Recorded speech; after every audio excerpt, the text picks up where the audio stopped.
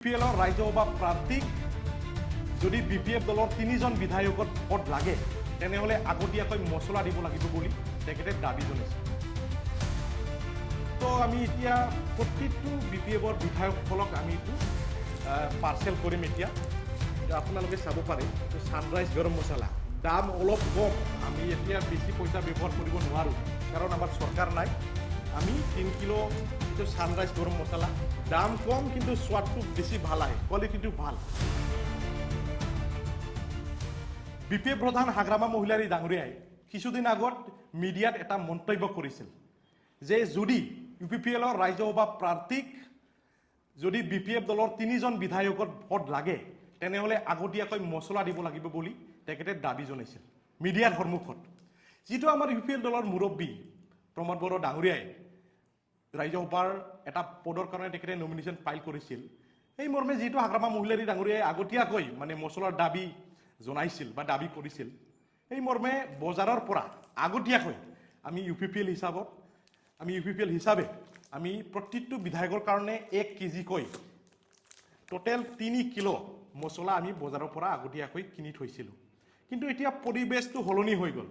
এতিয়া আমাৰ ইউপিপিএল দলৰ মুৰব্বী প্ৰমোদ বড়ো ডাঙৰীয়াই বিনা প্ৰতিদ্বন্দ্বিতাৰে আনকণ্টেষ্টেড তেখেতে ৰাজ্যসভাৰ নিৰ্বাচিত হৈ গ'ল। বৰ্তমান ইউপিপিএল দলক বিপিএফৰ বিধায়কবোৰৰ ভোটৰ এতিয়া দৰকাৰ নাই। যদিও দৰকাৰ নাই, যিহেতু আমি আগতীয়াকৈ মছলাবোৰ আমি কিনি থৈছিলোঁ, তো আমি এতিয়া প্ৰতিটো বিপিএফৰ বিধায়কসকলক আমি এইটো পাৰ্চেল কৰিম। এতিয়া আপোনালোকে চাব পাৰে এইটো ছানৰাইজ গৰম মছলা দাম অলপ কম, আমি এতিয়া বেছি পইচা ব্যৱহাৰ কৰিব নোৱাৰোঁ কাৰণ আমাৰ চৰকাৰ নাই। আমি 3 কিলো এইটো ছানৰাইজ গৰম মছলা দাম কম কিন্তু সোৱাদটো বেছি ভাল আহে, কোৱালিটিটো ভাল। আমি প্ৰতিটো বিধায়কৰ ঘৰত আমি পাৰ্চনেলি স্পীড পোষ্ট কৰি আছোঁ। আমি অলপ সময় পাছতে আমি যাইখিনি আমি স্পীড পোষ্ট কৰিম। প্ৰতিটো বিধায়কৰ ঘৰত অতি সোনকালে এই মছলাবোৰ এইটো তেখেতে পাই যাব। আৰু হাগ্ৰামা মহিলাৰী ডাঙৰীয়াক যিটো তেখেতক আমি বৰ্তমান যিটো আমাৰ চৰকাৰ নাই, আমি তেখেতক মছলা দিব পৰা অৱস্থাত অলপ কষ্টত আমি চলি আছোঁ। যিটো হাগ্ৰামা মহিলাৰী ডাঙৰীয়াও হেলিকপ্টাৰবোৰ বাকী চলায়, তো হাগ্ৰামা মহিলাৰীৰ যিটো দিব লগা মছলা সেইটো আমি বৰ্তমান বাকী থৈ দিলোঁ। আৰু এছেম্বলি ইলেকশ্যনৰ পাছত এছেম্বলি ইলেকশ্যন জিকাৰ পাছত আমি হাগ্ৰামা মহিলাৰী ডাঙৰীয়াকো এটা মছলা পেকেট আমি তেখেতকো পাৰ্চেল কৰিম। যিহেতু বৰ্তমান আমাৰ ৰাজ্যসভাৰ আমাৰ প্ৰমোদ বড়ো ডাঙৰীয়াই বিনা প্ৰতিদ্বন্দ্বিতাৰে তেখেতে নিৰ্বাচিত হৈ গ'ল। আমি আশা কৰিছোঁ আমাৰ ৰাজ্যসভাৰ সাংসদ প্ৰমোদ বড়ো ডাঙৰীয়াই গোটেই BTCৰ জনগণৰ কাৰণে, গোটেই উত্তৰ পূৰ্বৰ জনগণৰ কাৰণে, অসমৰ কাৰণে তেখেতে মাত মাতিব। আৰু সকলোৱে জানে প্ৰমোদ বড়ো ডাঙৰীয়া এজন নৰ্থ ইষ্টৰ ভিতৰত ওৱান অফ দি মানে মষ্ট এফিচিয়েণ্ট লিডাৰ। তো তেখেতে ৰাজ্যসভাৰ গৈছে বুলি BTCৰ ৰাজনীতিৰ পৰা তেখেতে মানে বিদায় লৈছে বা ৰিটায়াৰ লৈছে এইটো নহয়। বহুত BPF কৰ্মীসকলে এইটো ক'ব বিচাৰিছে যে প্ৰমোদ বড়ো ডাঙৰীয়াই BTCৰ ৰাজনীতিৰ পৰা তেখেতে মানে আঁতৰি যাব বুলি। কিন্তু আপোনালোকে চাওক, বহুত ৰাষ্ট্ৰীয় দলৰ সভাপতিসকলে লোকসভা বা ৰাজ্যসভাৰ সাংসদ, আপুনি চাব পাৰে কংগ্ৰেছ দলৰ অসম প্ৰদেশৰ কংগ্ৰেছ সভাপতি গৌৰৱ গগৈ ডাঙৰীয়া এজন সাংসদ হয়, আমাৰ দিলীপ শইকীয়া ডাঙৰীয়া এজন সাংসদ হয়। আৰু আমি যোৱাকালি দেখিছোঁ বিহাৰৰ মুখ্যমন্ত্ৰী নীতিশ কুমাৰ ডাঙৰীয়াও ৰাজ্যসভাৰ কাৰণে নমিনেশ্যন ফাইল কৰিলে।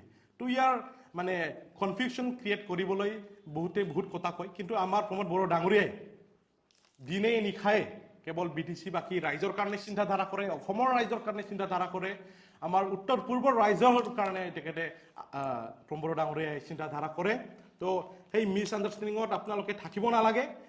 আৰু অতি সোনকালে যিটো আমাৰ ৰাজ্যসভাৰ 3জন সাংসদ, ইতিহাসত প্ৰথমবাৰৰ কাৰণে আমাৰ অঞ্চলৰ পৰা আমি 3জন সাংসদ, ৰাজ্যসভাৰ 2জন আৰু লোকসভাৰ 1জন আমি এতিয়া পাবলৈ সক্ষম হৈছোঁ।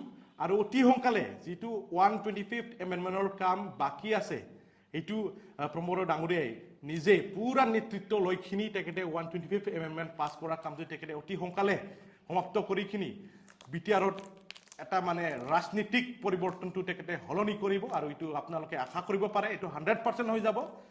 আমাৰ ইউপিপিএল দলক মই আমাৰ সকলো কাৰ্যকৰ্তা বা নেতাসকলক এটা ক'ব বিচাৰিছোঁ যে আমি আমাৰ যিটো সপোন আছিল এইটো বাস্তৱিক ৰূপত আমি পাবলৈ বেছি দিন নাই আৰু তো অন্তত বিধায়কসকল বিধায়ক ডাঙৰীয়াসকল আপোনালোকে চিন্তা কৰিব নালাগে আপোনালোকে অতি সোনকালে এইটো সানৰাইজ গৰম মছলা বহুত ভাল কোৱালিটি আপোনালোকে পাবলৈ সক্ষম হ'ব ধন্যবাদ